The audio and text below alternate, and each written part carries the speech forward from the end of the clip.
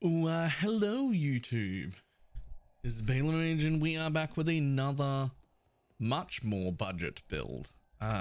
This actually came in well under budget. I've spent between 14 and 15x so far, and it is the physical trap Saboteur. I actually stopped playing this character at level 88, but I don't want you to think it's because the character was bad or it was a failure. It's because from level 85 onwards, I was already farming all the endgame encounters. I have done every encounter on this.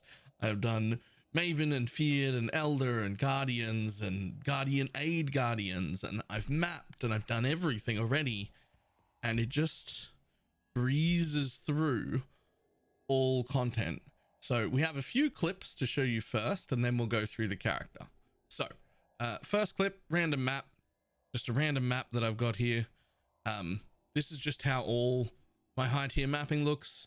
The map clear isn't necessarily like S tier map clear, but Exsanguinate on our clear traps chains rather well, destroys entire packs. Its mapping speed is appropriate, it's decent, it's low A tier, quite smooth. We could make it faster if we were willing to use a smoke mine increased duration for run speed to like get a little bit of movement going on, but I'm just not willing to use smoke mine. I find it to be very awkward. It is objectively like the best thing you could use to speed up mapping right now, but I don't do it.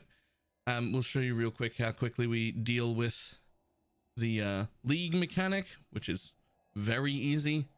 We just obliterate league mechanics. This build is deceptionally tanky with about 5k effective life, 4.2k life and 900 ES, but also just so much dodge, so much evasion. You never get hit. I very rarely die. Its boss damage is really good. You can see in the end of this Elder fight, we're just using Exsanguinate traps to clear out all of the ads. We basically don't move the whole fight. We just stand still and throw things.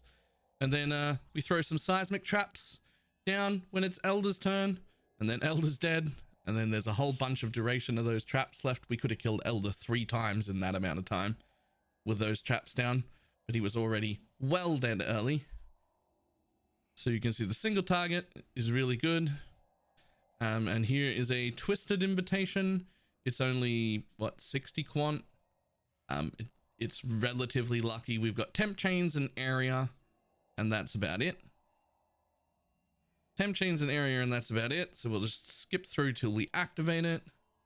So these are just the Elder Guardians, which they move and dodge around a little bit, which slows us down. You can see we nearly killed that first one with the start of Seismic traps. Then it just, ran away. You can see we're very rarely getting hit at all. We got hit once. We get hit a little bit by the lightning dude. There's the one big hit that I got just right then, which still wasn't enough. That's the whole invitation over. Every invitation went that quick. Every fight went that quick. It was all very smooth. Now, we're going to go over this build because there's something a lot of people are missing with physical trappers. So Exsanguinate traps, super simple. I've put Exsanguinate in here in a pair of gloves that have trap and mine damage. This is the budget option. You can easily get like crit on it as well, or crit multi. You can also craft helmets, like influenced helmets with supports that would work for your traps, and you can have a helmet there. This is the cheap budget option, is just to get a trap and mine damage pair of gloves. So that's what I did. That is the cheap option. This is enough to clear fully juiced tier 16s. It's fine. My throw speed is great. I don't have to worry about mana because Exsanguinate costs life. It chains. So we've just got chain support and Exsanguinate, cluster trap and trap support, and that's it. Trap and mine damage from the gloves, and it already clears everything. I just don't need Exsanguinate to be any quicker, which means we've put Seismic trap in our main links here. Now the important parts, Divergent Advanced Trap, we ended up changing into. And there's 2 reasons for that. This is the important bit. The way Seismic trap works is that it has a base duration of 3.5 seconds, and at base it releases waves every 0.9 seconds. So I think that means you get like 4 waves.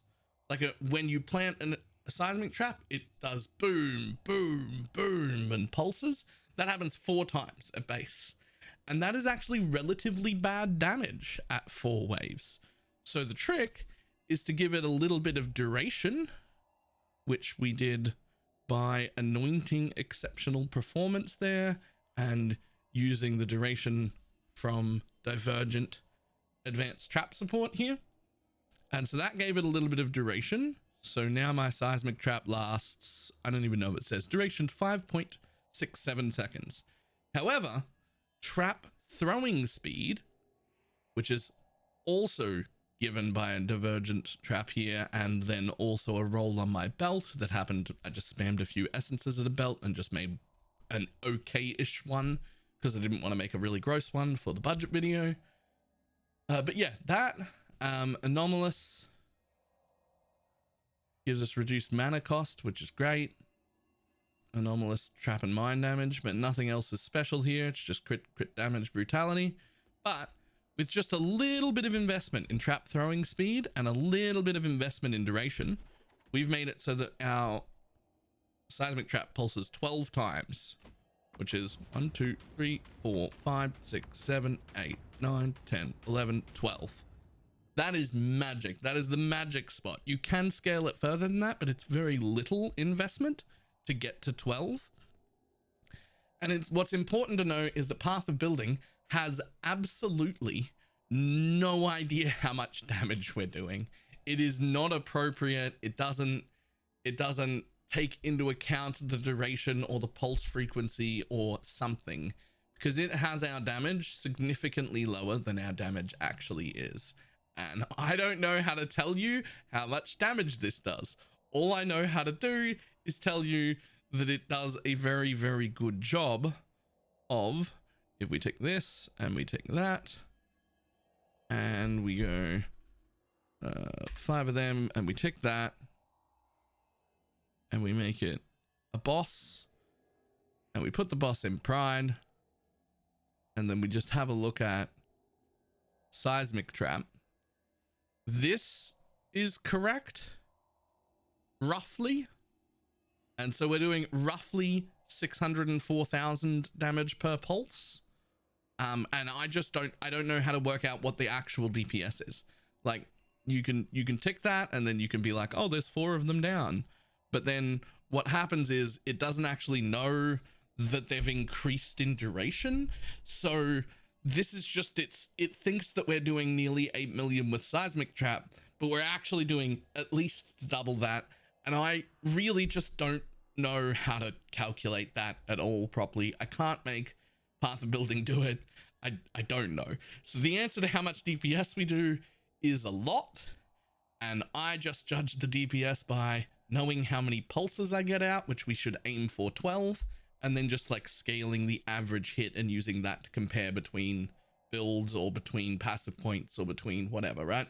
As long as I keep at that 12 pulses, which is like my end goal, then I'm just looking at how much the average hit is. So that's 12 times 600,000 per seismic trap. So anytime you have a stationary boss, you end up doing this. Just need a moment, which is there's now 5 seismic traps, and each one of those is exploding for 600,000 damage. And there's 5 of them down, and they pulse 12 times, and I don't know how much damage that is, and I don't feel like doing math, but the answer is it's a lot. So, clears really well, really smooth, the cheapest build in the series so far. Cold Iron points, that's it. There's nothing special here. This is a nothing pair of boots. It just happens to have some chance to dodge spells on it, which is like nice, but not needed. This is just a rare. It looks influenced, but there's no influenced mod. This is just a rare. There's nothing. This is a seismic trap releases an additional wave helm enchant. That's important. I do like that. And then the trap and mine damage, and that's it. Because we're a Saboteur, we are already immune to shock and ignite. And then I thought, you know what? I'd like to be immune to freeze too. So we just went with the perfect form for our chest to give Arctic Armor 100% reduced reservation, so we could use Arctic Armor as well, which we have, and that just makes us immune to freeze. So now we're immune to freeze, shock, and ignite. And if I was going to plan to play this build for a lot longer, we do have a lot of jewels, and I would have tried to harvest craft some reduced effective chill on as many of these as possible, because chill is a little bit annoying. But yeah, that's the whole build. It's been fantastic. You can see we've got Wind Dancer, we've got Arrow Dancer, we've got Acrobatics, we've got Phase Acro given to us by the chest, we've got a decent amount of invasion, a good amount of dodge. I'm using a Corrupted Soul to get my effective life up a little bit higher. It does mean I've only got just under 1,000 ES because I haven't really scaled ES anywhere, but you get hit so rarely that extra 1,000 ES gets chunked away, and then you just like dodge and evade everything forever, and it just regens back up. So that's really nice. You don't really have to have the Glorious Vanity. We're not low life, so you would just not take Pain Attunement if you didn't take it, and then you know, a regular jewel goes there, and you could probably take some life nodes there if you wanted to, but it just seemed like very minimal investment to get quite a bit more effective life. The thread here is quite nice because we get Blast Cascade, Expeditious Munitions, Assassinate, Will of Blades, and Master of Force, as well as if you wanted to, you could spec out of this whole wheel and just take the crit node at the back. I like my traps to be immune to damage for 5 seconds because I'm Papega at throwing them. You don't need them. It would probably be best to not have that and to spend those points elsewhere, but I like them to be immune, so smoothness and easiness of play is something that's relatively important to me, so I personally kept it.